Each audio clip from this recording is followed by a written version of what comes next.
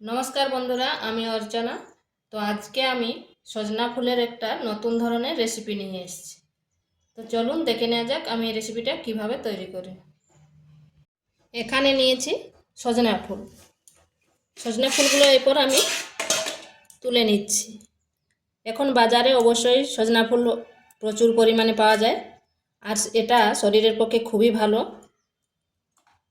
তো বাড়িতে একবার অবশ্যই সজনা ফুল রান্না করে দেখবেন, খেতে কিন্তু দারুণ লাগে।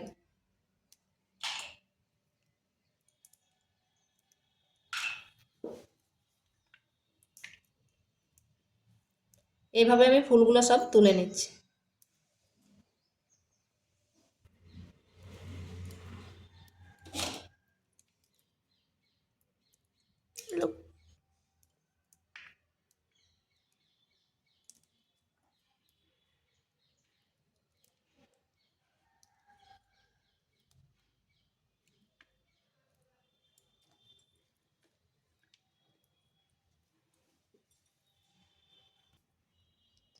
সজনে ফুলগুলো আমি তুলে নিয়েছি। এরপর এখানে দিয়ে দিচ্ছি জল আর সামান্য লবণ। এরপর এইভাবে কিছুক্ষণ রেখে দিচ্ছি। এখানে একটা মশলা তৈরি করব। নিয়েছি 2 চামচ পোস্ত, 1 চামচ কালো সরষে, 1 চামচ সাদা সরষে আর 2টো কাঁচা লঙ্কা। এগুলোকে পেস্ট করে নিচ্ছি। এখানে নিয়েছি 2টো মিডিয়াম সাইজের পেঁয়াজ।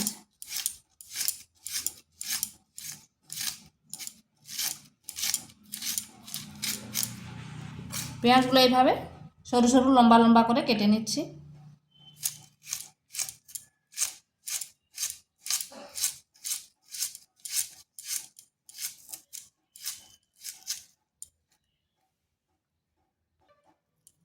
পেঁয়াজগুলোকে এইভাবে সরু সরু করে কেটে নিয়েছি।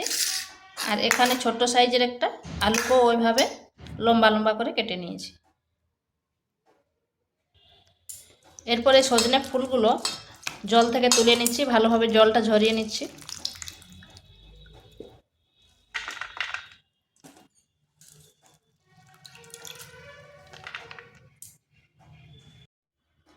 এখানে কড়াইতে তেল দিচ্ছি।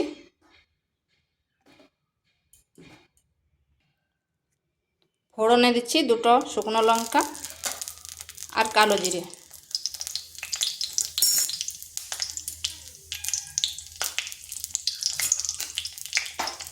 এরপর এখানে দিয়ে দিচ্ছি যে পেঁয়াজগুলো কুচি করে রেখেছিলাম পেঁয়াজগুলো।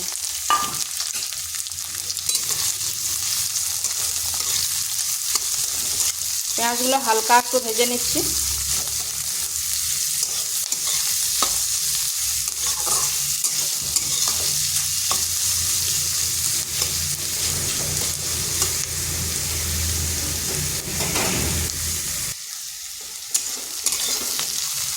পেঁয়াজগুলো হালকা ভাজা হয়ে গেছে।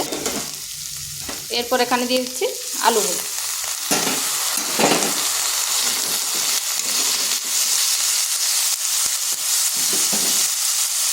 এখানে দিচ্ছি পরিমাণ মতো লবণ।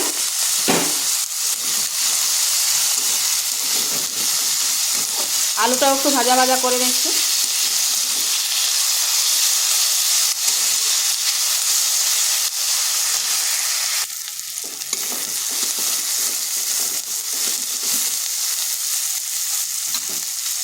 এরপর এখানে দিচ্ছি একটা টমেটো।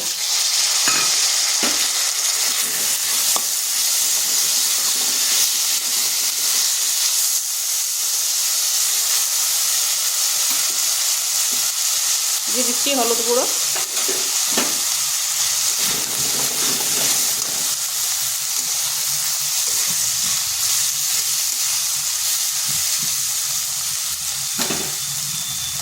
এরপর এখানে দিচ্ছি সজনে ফুলগুলো।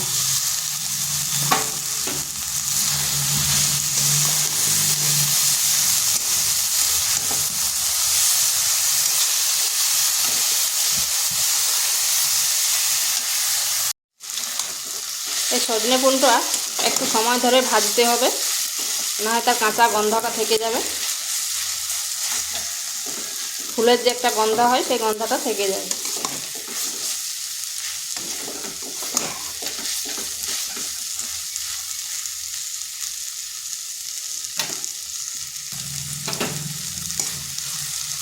এটা ভাজা হয়ে গেছে। এরপর এখানে দিচ্ছি ওই সরষা আর পোস্তুর যে পেস্টটা, আর দিয়ে দিচ্ছি একটু লঙ্কা গুঁড়ো। কাশ্মীরি লঙ্কা গুঁড়ো দিচ্ছি, ঝাল হবে না।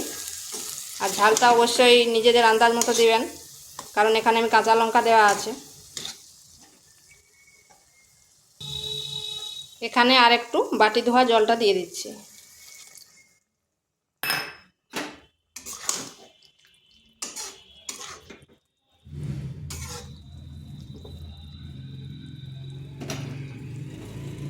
আর 1 চিমটে লবণ দিয়ে দিচ্ছি।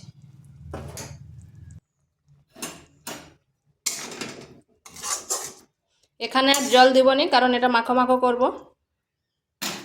এরপর ঢাকা দিয়ে 5 মিনিট স্লো আঁচে রেখে দিচ্ছি। এটা স্লো আঁচে রান্না করলে এর স্বাদটা কিন্তু দ্বিগুণ বেড়ে যাবে।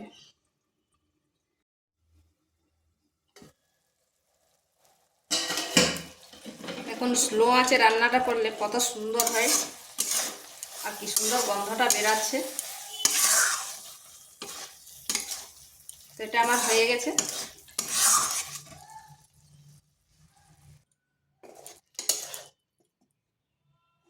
খাওয়ার জন্য একবারে রেডি। তো ভিডিওটা ভালো লাগলে লাইক, শেয়ার, কমেন্ট অবশ্যই করবেন। আর নিত্য নতুন রেসিপি পাওয়ার জন্য চ্যানেলটিকে সাবস্ক্রাইব করবেন।